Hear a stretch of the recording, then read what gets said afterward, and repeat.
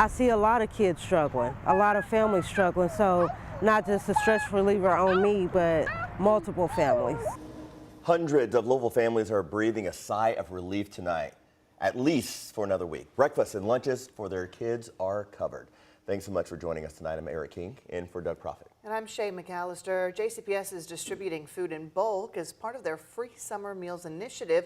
But after boxes ran out very quickly last week, the school district had to make some adjustments.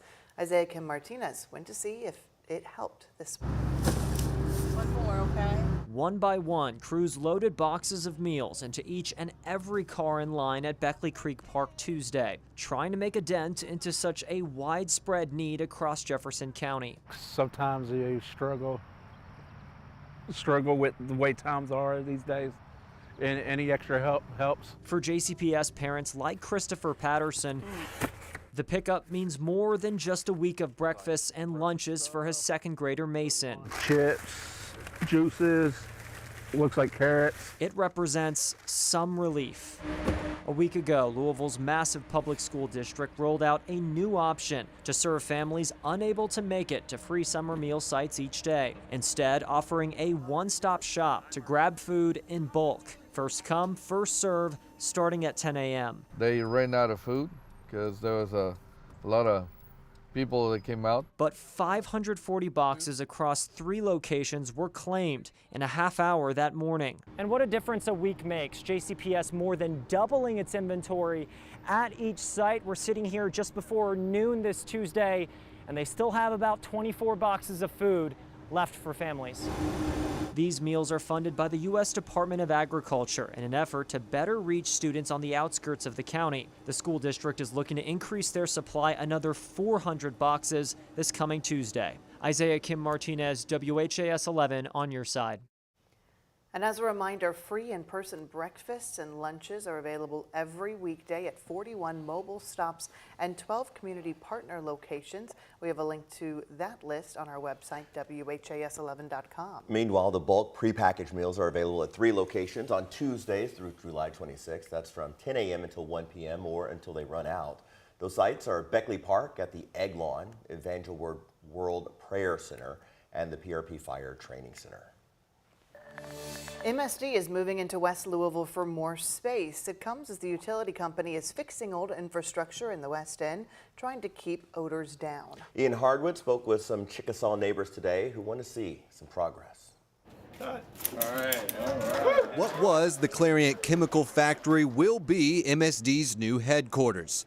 MSD paid $5 million for it by selling its downtown building. And as our system has grown and as our utility has grown, we have just run out of space at that site. This is MSD's new headquarters on West Hill Street in the Park Hill neighborhood, across the street from the Healing Place.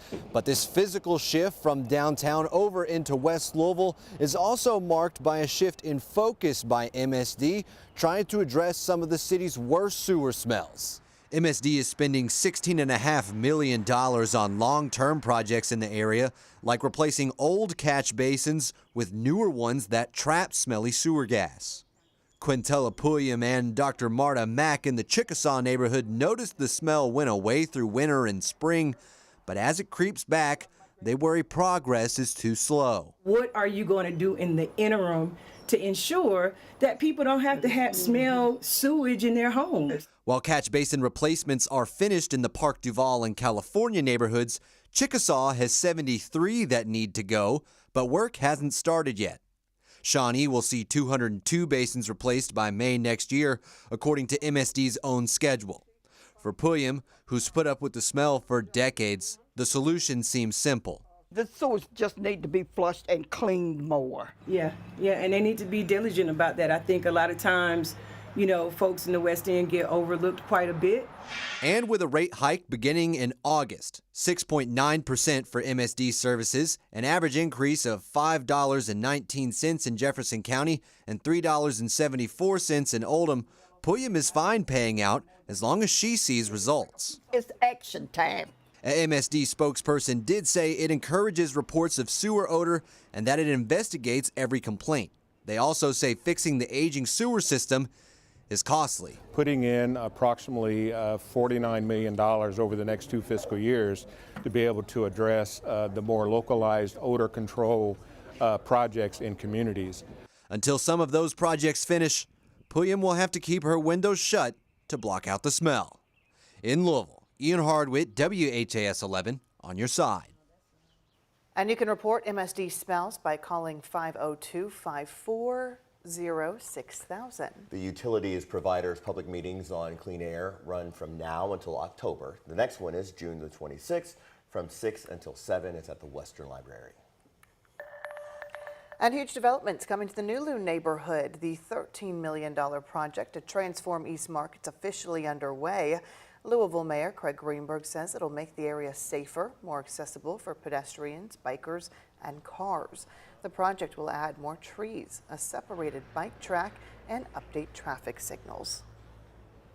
So this project has quite the legacy, starting back in 2010.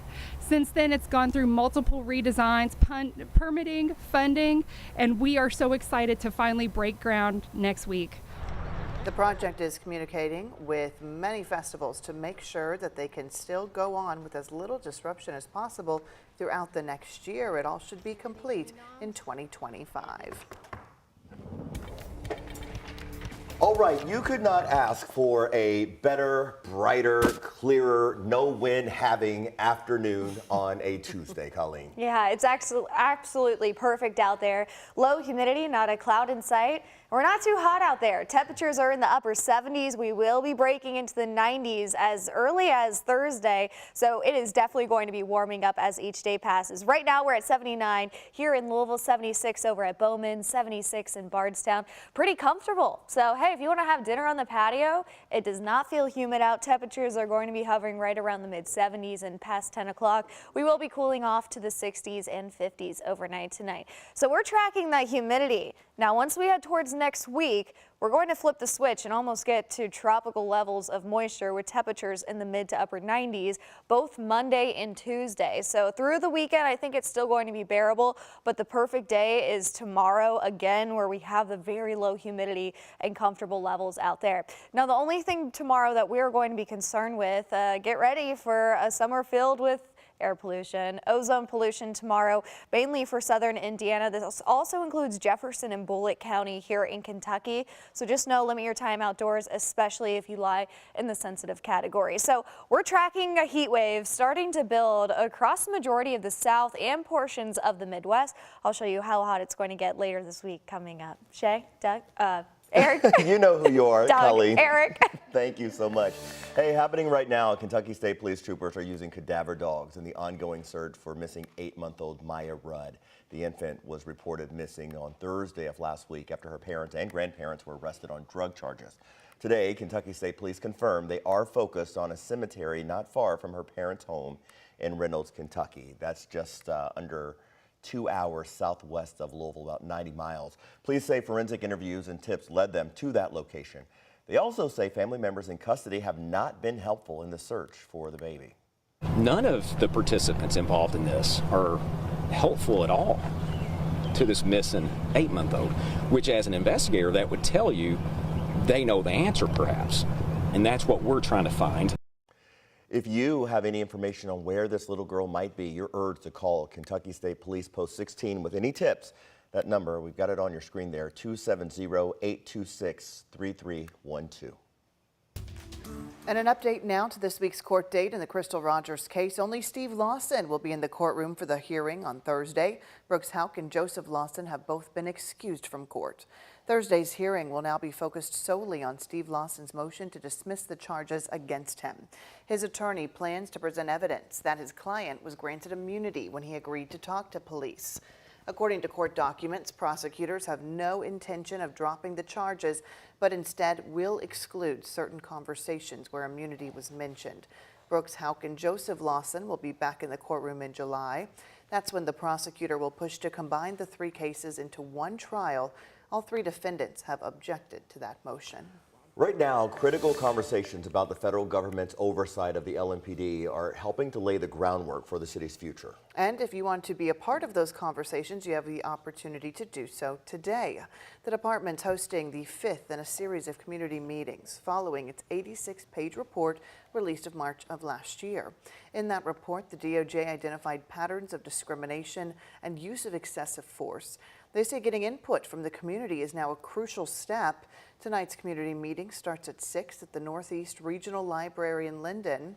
Meanwhile, the department is keeping the details of the consent decree negotiations very confidential.